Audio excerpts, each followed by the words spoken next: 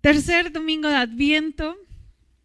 Y uno de los regalos más bonitos de Adviento, hermanos, o algo que nos invita a hacer Adviento constantemente, no es solo tener una mirada hacia el pasado. Generalmente estamos hacia el pasado de lo que Jesús hizo, pero Adviento, que tiene que ver con la palabra llegada o advenimiento, también nos hace tener una mirada hacia el futuro, es decir, lo que Dios hizo, lo que Dios cumplió, las promesas que Él hizo. Hoy podemos ver que fueron reales y fueron verdaderas al enviar a su Hijo. Y hoy usted y yo estamos en una situación también de espera. Y esa espera es la segunda venida de nuestro Señor Jesucristo. Y a veces, hermanos, confesamos, yo confieso en mi humanidad, en mi cabeza, que digo, pues si irá a venir, ¿no? Ha pasado 2000 años y de pronto esa espera o esa confusión puede llegar a traer dudas a nuestra vida. Pero el Adviento nos ayuda a decir, oye, si Dios cumplió lo que prometió, ¿por qué no lo va a volver a hacer? Dios dijo que vendría y salvaría al mundo y lo hizo. Tenemos esa certeza o esa promesa de ver a Dios actuar en la historia, y eso nos regala la confianza de que lo volverá a hacer. Que tenemos un Dios que dice y hace. El problema es que, bueno, no los voy a agregar, pero soy bien desesperada, ¿verdad? Y quisiera ver muchas cosas, pero el Adviento me ayuda, hermanos, a decir, oye, Jesús vino, Dios dijo, hizo y creó. Lo va a volver a hacer. Y Adviento, hermanos, es esta parte de ver cómo obró y cómo obra y cómo lo seguirá haciendo. Y hoy lo vamos a ver, hermanos, a través de un personaje muy importante y que usualmente lo vemos en Navidad, y es justamente Juan el Bautista. Déjenme decirles, hermanos, que yo nunca había predicado de Juan el Bautista, o nunca le había puesto la atención suficiente, y ahora que estudié y me puse a leer algunos aspectos teológicos de Juan el Bautista, casi le pido perdón a Dios por tenerlo como un poquito más abajo, de meritarlo. Yo no me había puesto a pensar que justamente abra su Biblia en Juan 1. Juan 1, hermanos, es uno de los tratados más importantes doctrinales de la Biblia. Es un punto teológico muy fuerte, es un poema o un canto donde expresa que en el principio estaba Jesús y estaba con Dios y a la vez era Dios. Y luego ahí esa misma figura, ese mismo verbo o logos, como se dice en el griego, en él dio la vida, él era la palabra que efectuó la creación, y en él estaba la vida. Y es un mensaje hermoso, Juan 1. Y de pronto en el versículo 6, Juan, no el Bautista, sino el autor, y en este caso el discípulo amado, de pronto hace como un cortón en este pensamiento y mete a Juan el Bautista. Yo no me había puesto a pensar, dije, ¿qué tan importante debió haber sido Juan el Bautista como este precursor y introductor, no sé si la palabra está bien dicha, que viene a presentar a Jesús, que este tratado tan bello y tan hermoso y tan completo hace como un pausa y vamos a hablar de otra persona no igual de importante que Jesús, y de hecho él hace la aclaración, pero qué relevancia debió haber tenido este hombre, Juan el Bautista, para que en un tratado como Juan 1 hubiera un apartado específico cuando viene desarrollando quién era Cristo. Y dice el versículo 6, acompáñame al versículo 6 al 8, dice: hubo un hombre enviado de Dios, el cual se llamaba Juan. Este vino por testimonio, para que diese testimonio de la luz, a fin de que todos creyesen por él. No era él la luz, sino para que diese testimonio de la luz. ¿Quién era este hombre, hermanos? Bien, este hombre, conocemos algunos la historia, incluso se ve mucho en Navidad por algunos aspectos. Uno de ellos es que nace también de una manera milagrosa, porque viene una mujer estéril, Elizabeth, ya grande, ya sin esperanzas de tener un hijo, y de su esposo y padre de Juan, Zacarías, un sacerdote. conocemos la historia, incluso Zacarías no creyó y hasta se quedó mudo y varios aspectos. Pero este niño desde un principio tendría la responsabilidad de preparar el camino para el Mesías. Y los evangelistas presentan a Juan el Bautista. Es tan relevante el actuar de Juan el Bautista, hermanos, que los 4 evangelios hablan algo de Juan el Bautista. Es tan importante esta figura o esta persona que por ejemplo en Marcos nos dice cómo se vestía, y luego en Lucas nos menciona de qué predicaba. En Juan nos dice que justamente él no era Jesús, él brillaba con una luz que no era propia, sino la luz de Cristo que él había conocido. Entonces podemos hacer este rompecabezas de quién era Juan el Bautista y de la trascendencia. Y algo que podemos encontrar en quién era este hombre, lo presentan como un profeta que vivía en el desierto, se vestía con ropa de pelo de camello, cinturón de cuero y comía langosta y miel. ¿Por qué dice esto, hermanos? No estoy muy segura, porque el autor viene y explica cuando dice de ropa de camello y así. Yo de verdad como que me afiguro cuando se me fue el nombre, pero cuando el chico de Yumanji regresa después de 20 años y regresa así todo peludo y así me lo imagino que a Juan el Bautista. Y dice que come miel y langosta, y no crean que langosta de esta que es carísima. La verdad es que la langosta eran chapulines, o sea, literalmente comían ese tipo de comida. Y usualmente algunos expertos mencionan que algunos refieren a Juan el Bautista como un hombre que estaba en un grupo religioso, esto no lo dice la Biblia, que se llamaban esenios. Esta gente era gente que se alejaba de la sociedad para vivir una vida totalmente pura entre ellos, y se les llama ascéticos, es decir, buscaban no tener placer, vivir con lo que tenían solamente para sobrevivir. Incluso ellos el día de sábado no se levantaban algunos ni siquiera de su cama para no hacer esfuerzo alguno. Era gente muy radical en su vida. Ellos fueron los que escribieron lo que ahora conocemos, o algunos, no me voy a meter mucho, pero lo que tiene que ver con los escritos del Qumran. Son los esenios. Y algunos refieren a Juan el Bautista como de ese grupo muy alejado de la sociedad, pero otros mencionan que Juan el Bautista era de este estilo para expresar reverencia y humildad por parte de aquellos que buscaban a Dios sinceramente. Esta representación o incluso dramatización era este llamado a la conversión de una manera humilde delante de Dios. Juan el Bautista era un hombre que se presenta como un hombre humilde, sencillo, sobre todo porque busca reconocer quién es Dios.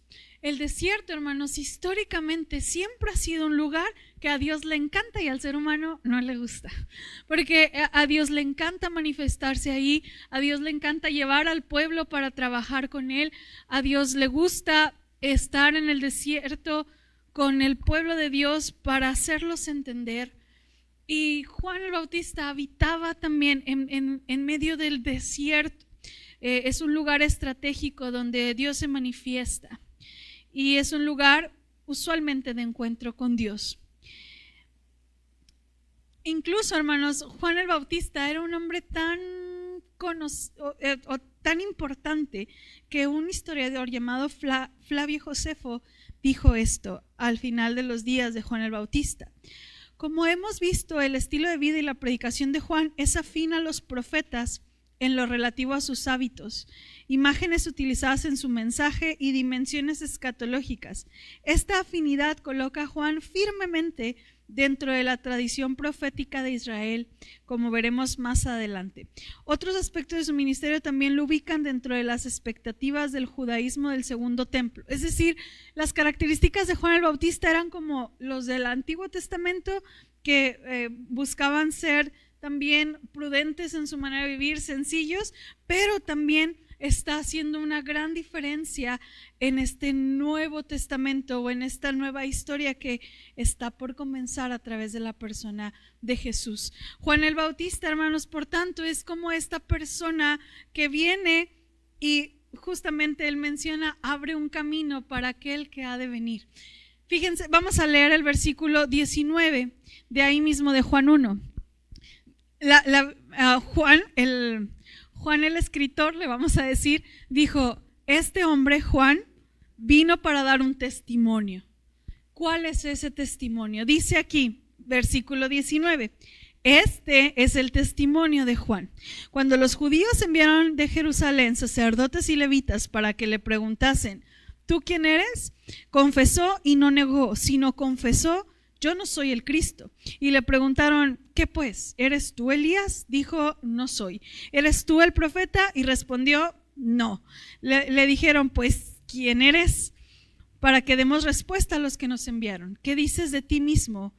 Dijo, yo soy la voz de uno que clama en el desierto. Enderezad el camino del Señor, como dijo el profeta Isaías. Hermanos, quiero que ubiquemos en tiempo y espacio este momento.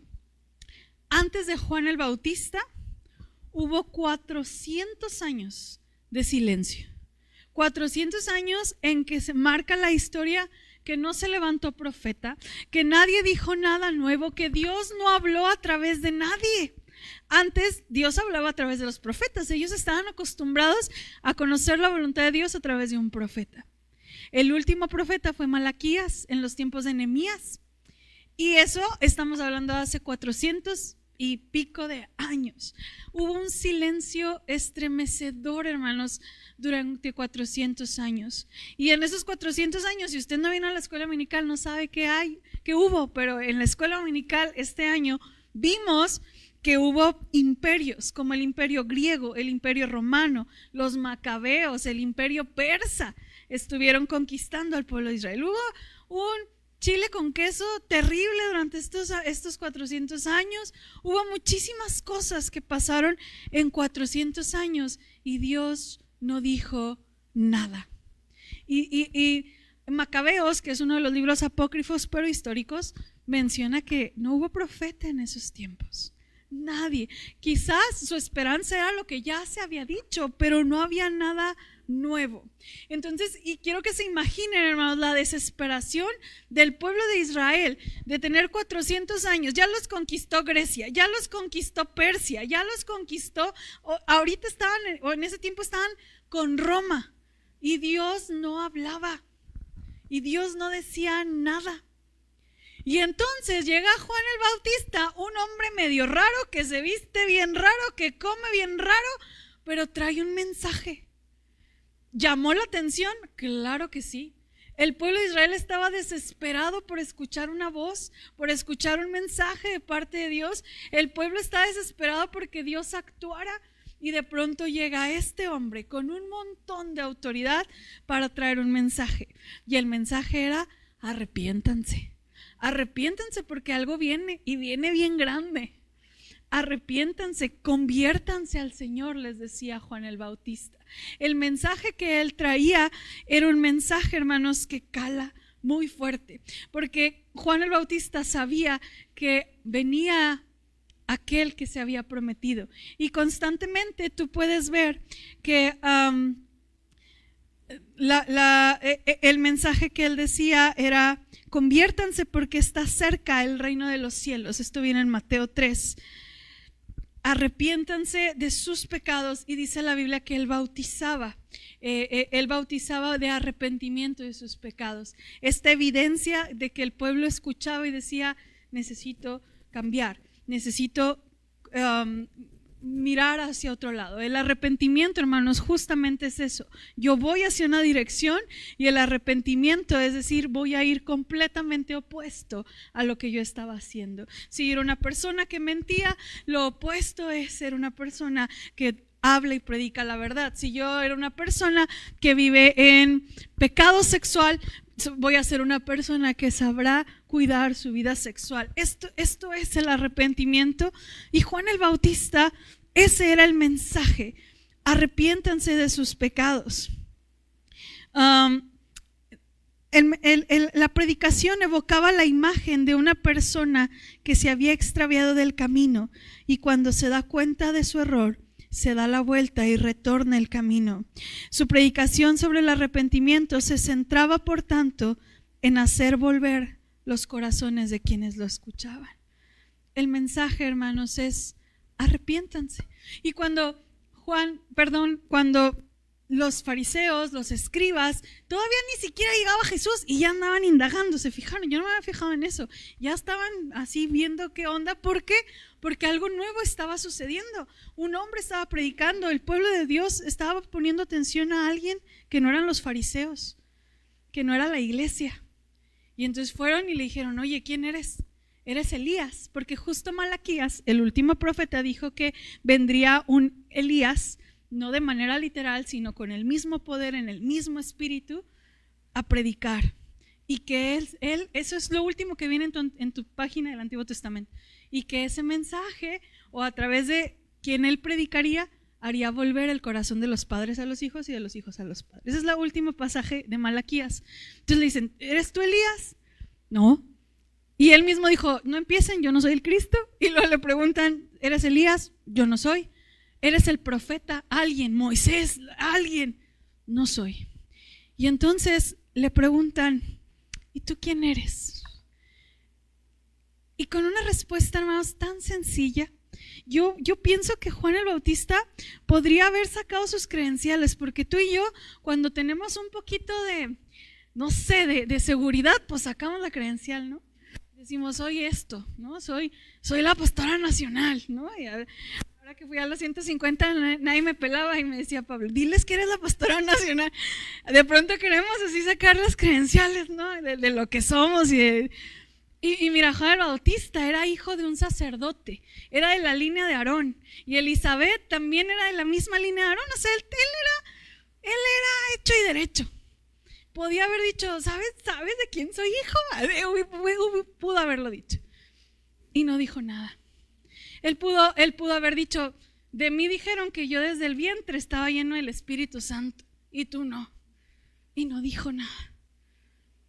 Lo único que dijo, yo soy la voz. Ni siquiera soy la persona que clama. Soy una voz que clama en el desierto. Yo le doy voz a alguien que está en el desierto clamando. Porque Dios es quien clama en este sentido de reconciliación y de acercamiento a la humanidad. Yo solo soy una voz que clama, que grita, prepárense porque viene el Señor. No más soy eso. No presentó credenciales, no presentó quién era, no, porque hermanos, escuchaba un sermón que decía, la grandeza de un hombre o de una mujer no está en lo que dice de él, sino en lo que calla. Y este hombre dijo, soy solamente una voz que está preparando el camino para alguien que viene más adelante.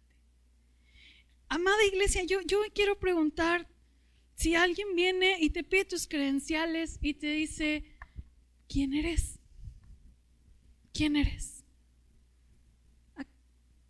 Andas de alguna manera a lo mejor mostrando una vida diferente como la hacía Juan el Bautista. ¿Quién eres? Hermanos, Juan es un ejemplo perfecto de un hombre que se entrega a Cristo, que se olvidó de sí mismo, que incluso se negó de tal manera que pudo haber vivido en el templo hasta por ser sacerdote, y vivía en el desierto comiendo chapulines con miel. Y esto, hermanos, es un buen recordatorio para entender que nuestro llamado es radical, y nos habla también de esta constante sencillez en la que estamos llamados a vivir. Hermanos, aquellos que hemos sido llamados, y no digo que haya una especial, usted y yo hemos sido llamados a ser mensajeros de Dios. La Biblia nos relata constantemente un llamado a sencillez de vida. Y no hablo, hermanos, solamente a la gente que tiene economía, sino a aquellos que no tienen economía. También son gente que está complicándose la forma en que vive, sus problemas y sus pecados y su vida tan saturada que no hay tiempo de tantas cosas. Y queremos que Dios nos use como Juan el Bautista, pero no estamos dispuestos a aceptar ese llamado de vivir a veces en el desierto, de mostrar una sencillez. Juan invitaba, parte de esto, hermanos, este arrepentimiento era muy curioso para los judíos, porque los judíos se sentían, eran parte del pueblo de Dios. ¿Cómo se le ocurre? Y en aquellos tiempos sí había bautismo. Juan el Bautista no lo inventó. Se le conoce Bautista precisamente por el bautismo y porque bautizó a Jesús.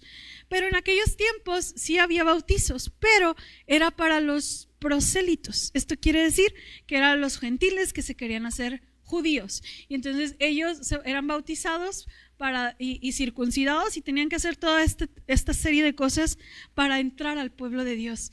Pero un judío bautizarlo, ¿cómo? Si ellos ya eran parte. Y parte de la predicación de Juan, me parece que en Marcos, dice, mira, para hijos de Abraham, hasta las piedras. Dios puede levantar hijos de Abraham hasta en las piedras. Se trata de ser hijos de Dios y el llamado es a convertirte. Había esta sensación, hermanos, de religiosidad. Había esta sensación de ser, pero no vivir lo que Dios estaba haciendo. Y Juan invitaba a esto, a participar del bautismo, a cultivar la virtud de la justicia a través del arrepentimiento, y mucha gente empezó a ser bautizada. Juan, hermanos, llamó en su predicación, en su confesión de pecados a través del bautismo. Hay un llamado a cambiar completamente. Y hoy en día, hermanos, nuestro llamado ante Dios y el llamado ante el Cristo que ha de venir, como aquel Juan que predicaba que iba a venir Jesús, el mensaje es el mismo. El llamado de Dios, hermanos, es contracultura. Constantemente Dios nos llama a una vida contraria a la que venías viviendo. Si ahora vives conforme a tu sabiduría, a tus deseos, a tus planes, el llamado al arrepentimiento es dejar todo eso. El llamado es endereza tu vida, como lo decía Juan el Bautista. Endereza tus sendas, encamina, haz bien el carril y camina por ahí. El llamado es el mismo. Jesús viene, endereza tus sendas, endereza tu camino. Si tú piensas que lo que estás haciendo es sabio, estás seguro de lo que estás haciendo. Y si no, el llamado es arrepiéntete. Arrepiéntete como estos hombres y prepara el camino de aquel que ha de venir pronto. Nada ha cambiado en este mensaje, hermanos. Los púlpitos tristemente lo han hecho. Hoy veíamos en escuela dominical. Es difícil hablar de arrepentimiento, es difícil hablar de obediencia y de disciplina, es difícil de decir, para seguir a Cristo hay un precio. No nos metemos porque si no te gusta, mira, hay 300 iglesias, ¿verdad? Y si no me gustó lo que dijo el pastor o estuvo muy fuerte, quizás voy y busco otra iglesia. Y es difícil, hermanos. Pero el mensaje de parte de Dios a Juan el Bautista, en la parte del pasado, pero traerlo al presente es: viene uno más grande que nosotros. Hay que cuidar el camino, hay que limpiar el camino, hay que enderezar las sendas. ¿Quién era Juan el Bautista? Era una voz que hablaba por parte de Dios para preparar el camino que iba a venir el Salvador. ¿Quién eres tú? Juan el Bautista, además de una predicación extraordinaria que tenía, conocía quién era Cristo. Dice el versículo 24: y los que habían sido enviados eran de los fariseos, y le preguntaron y le dijeron: ¿por qué pues bautizas si tú no eres el Cristo, ni Elías, ni el profeta? Juan les respondió diciendo: yo bautizo con agua, mas en medio de vosotros está uno a quien vosotros no conocéis. Este es el que viene después de mí, el que es antes de mí, del cual yo no soy digno de desatar la correa del calzado. Estas cosas sucedieron en Betábara, al otro lado del Jordán, donde Juan estaba bautizando. Con el estilo de vida y predicación de Juan, no se dejaba lugar a dudas que el tiempo se estaba cumpliendo y que había que tomar una decisión sincera y resolutiva. Era imprescindible e impostergable el arrepentimiento y dejar de contentarse con mensajes equivocados, pensando que los privilegios del linaje judío habrían de garantizar la salvación. Había que dar frutos dignos de arrepentimiento y salvación. Era necesario demostrarlo mediante la acción. Y al igual que los profetas, Juan exigía que la conversión se verificara mediante un trato justo y misericordioso hacia los demás. Juan el Bautista sabía cuál era su papel, cuál era su lugar y quién era al que él representaba. Y él decía, ¿con qué autoridad bautizas? Dice, yo bautizo con agua, es decir, un acto, una señal que va a dar evidencia del arrepentimiento de la persona. Pero el que viene atrás de mí, el que ya está aquí y no lo has visto ni lo conoces, ese hombre no solo no te va a bautizar con agua, sino te va a bautizar con el Espíritu Santo. Para los fariseos esto era ya ofensivo, hermanos, porque ellos sabían que el único que podía dar al Espíritu Santo era Dios. Entonces Juan el Bautista estaba diciendo, viene Dios mismo a la tierra. Juan el Bautista está diciendo, Dios mismo va a venir. Y para ellos, pues claro que era totalmente incomprensible e inadecuado ante sus estudios bíblicos. Amada iglesia, Juan tenía una parte y sabía cuál era su lugar y su llamado y su mensaje y murió por ese mensaje. Pero sabía que aquel que era la luz y él solamente era un resplandor de esa luz, solamente un canal para hacer luz, sabía que él haría la obra completa. Juan invitaba a dar un paso y ahí creo que entra incluso nuestra doctrina de salvación, la decisión del pueblo, del ser humano para acercarse y arrepentirse. Pero quien hace la obra en nuestro corazón y en nuestra vida solo puede ser el Espíritu Santo a través de la obra de Jesucristo. Y este acto, hermanos, de bautismo es la evidencia de que quiero cambiar, necesito cambiar, de que entiendo la palabra y digo, necesito que Dios me perdone. Ese es tu lugar y ese es tu papel y eso es lo que te toca a ti. El bautismo y la llenura del Espíritu y el saber que eres hijo de Dios y la transformación de ser una persona a otra completamente, le toca a Él. A ti te toca dar el paso del mensaje que dice, cambia tu vida. Cristo viene. Cristo está aquí. Él pide una vida. Él pide transformación de vida. A nosotros solamente nos toca ese paso. Cuando Juan el Bautista decía, yo bautizo con agua, Juan hace resaltar la enorme diferencia entre lo que él está haciendo y lo que el Mesías hará. Juan administra la señal del Mesías, pero el Mesías hará la obra completa y perfecta en aquellos que han de creer. Y Juan el Bautista dice, Él es tan grande, Él es tan soberano, Él es tan poderoso que yo ni siquiera soy digno de desatar la correa de sus calzados. En aquel tiempo, los que eran discípulos de algún maestro, se les decía, todo lo que tu maestro te diga, hazlo, todo, menos desatarle la correa. Será lo más humillante y lo más sucio que pudiera alguien hacer. Los que tenían esclavos, el último esclavo, porque hasta en los esclavos, dirían por ahí, había niveles. Entonces, el último esclavo, quizás el esclavo niño o el más chiquito, o el más pequeño, o el más insignificante, era el que le tocaba hincarse, desatar las cuerdas o las correas de unos pies sucios y cansados. Y Juan dijo, el que viene, yo no soy ni eso, ni siquiera merezco desatarle las agujetas, las correas de los zapatos. Y a veces, hermanos, en nuestro 2023, próximos 2024, a veces tenemos un concepto muy grande de nosotros y un concepto muy pequeño de nuestro Salvador. A veces queremos que Dios haga lo que nosotros queremos y nuestro concepto de nosotros es muy grande. Y tenemos a un Dios pequeño que tiene que obedecernos.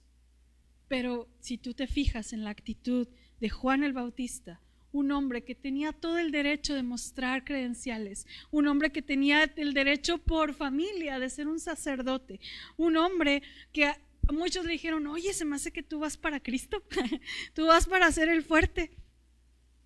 Yo no soy digno ni siquiera de quitarle la correa. Juan el Bautista sabía quién era. La pregunta, hermanos, es, ¿quién eres? Hay una expresión de Juan el Bautista que me encanta en Juan 3:30, te la platico, léela en tu casa. Juan el Bautista se percibe a sí mismo cuando nuevamente le vuelven a decir si él era el Cristo y le dice, no, yo soy el amigo del novio. Juan usa esto para ayudarnos a ver esta función. En aquellos tiempos, cuando la gente se casaba, creo que todavía se usa esta parte del best man, no sé cómo en español cómo se podría decir, generalmente hay más mujeres que son las damas de honor, pero digamos los damos, no sé, los hombres de honor, el mejor amigo, ¿no? El que está ahí echándole porras, el que está ahí diciéndole no te arrepientas, ya estás aquí, esos son los best men, ¿no? Entonces Juan el Bautista dijo, yo soy el amigo del novio, y en aquel tiempo estaba la fiesta, se casaban y la mujer iba a una alcoba donde iban a consumar el matrimonio. Y el amigo del novio era el que se ponía a un lado del cuarto de la habitación hasta que llegara el novio. Cuando el amigo escuchaba la voz del novio decir, hasta aquí se acabó mi trabajo, y dejaba entrar al novio y su trabajo de best man terminaba. ¿Para qué? Pues para que nadie más entrara quizás a la alcoba, era parte de un ritual. Pero hermanos, a mí me tocó cuidar a la novia hasta que el novio llegara. A mí me tocó vigilar hasta que el novio llegara. Porque aquí el que es digno, el que se reconoce, el que se ve, es el novio, no el amigo. Y hermanos, el mensaje aquí es, ¿quién tiene el papel principal en nuestra vida? ¿El novio o nosotros nos sentimos el novio o la novia? Juan deja muchos mensajes. Hemos menguado. Este año que está a punto de terminar, hermanos, ¿hay más de Cristo en ti este año que el año pasado? ¿Hay menos de tu coraje, de tu pecado, de tus luchas? ¿Hay menos de tus dudas? ¿Hay menos de ti este año? ¿Y hay más de Cristo en tu vida? ¿Hoy pecas menos o no? Juan el Bautista sabía cuál era su lugar, porque él termina este pasaje de Juan 3:30 diciendo, es necesario que yo mengüe para que él crezca. Mi chamba es esta y yo necesito negarme a mí para que él se haga grande. Hay menos de ti, hay menos de esas cosas que sabes que son con las que tú luchas.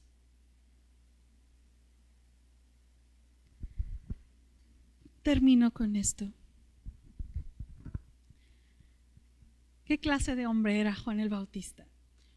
Un hombre conocedor de Dios y conocedor de Él, sabiendo cuál era su papel.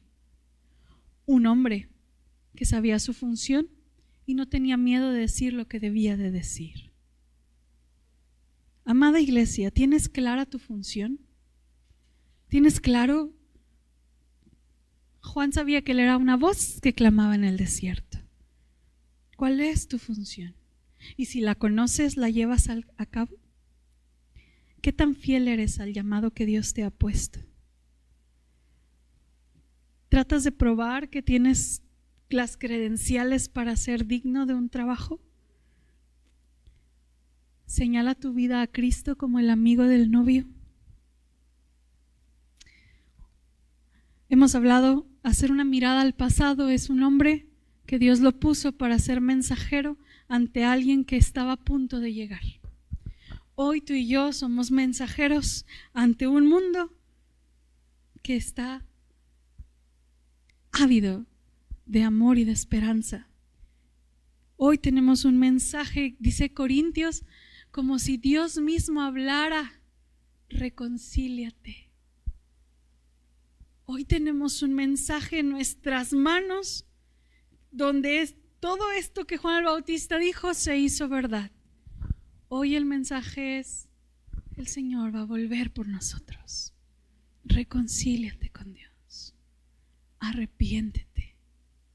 Porque ese, hermanos, es el gozo de la Navidad.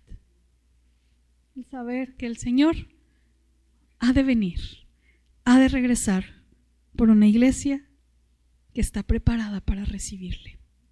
Somos hoy, hermanos. Voy a pedirle a Dani, a Sergio, Pablo, que me acompañen. Hoy, hermanos, nos toca ser luz también. Hoy también nos toca ser ese medio por el cual Dios ha de brillar. Ese medio por el cual Dios ha de traer esperanza.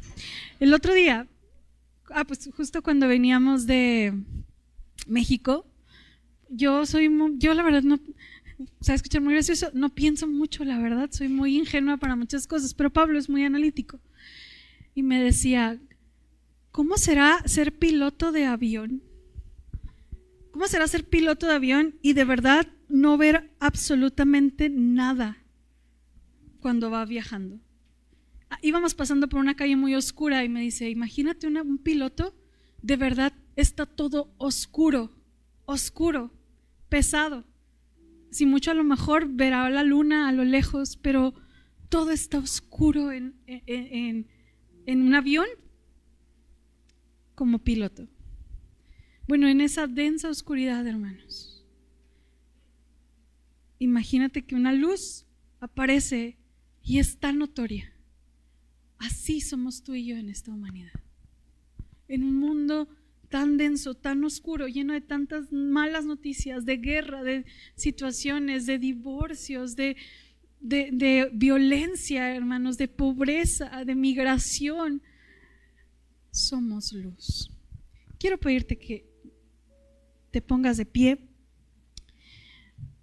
Juan el Bautista sabía cuál era su función y dijo: yo soy la voz. Y Juan el autor dice: y él era luz para testimonio de Cristo. Él no era la luz, pero él tenía una luz que brillaba porque era un medio por el cual Dios había de traer mensaje y salvación. ¿Cuál es tu función? ¿Quién eres? Quiero pedirte que me acompañes a entonar este canto. Y este canto es como cantárselo a una tercera persona, invitándola a que encienda una luz. Pero hazlo como hablando a tu corazón y a tu mente, diciendo: Señor, enciéndeme. Enciéndeme en este mundo de oscuridad. Enciéndeme en este mundo de tristeza y de dolor. Enciéndeme en este mundo de familias divididas. Enciéndeme, permíteme ser la voz que clama en el desierto: reconcíliate con Dios. Hermana Marta, ¿me ayuda a apagar las luces, por favor? Y vamos a pensar en las luces que tenemos a nuestro alrededor y así nosotros ser una gran luz, porque es la luz de Cristo la que brilla a través de nosotros.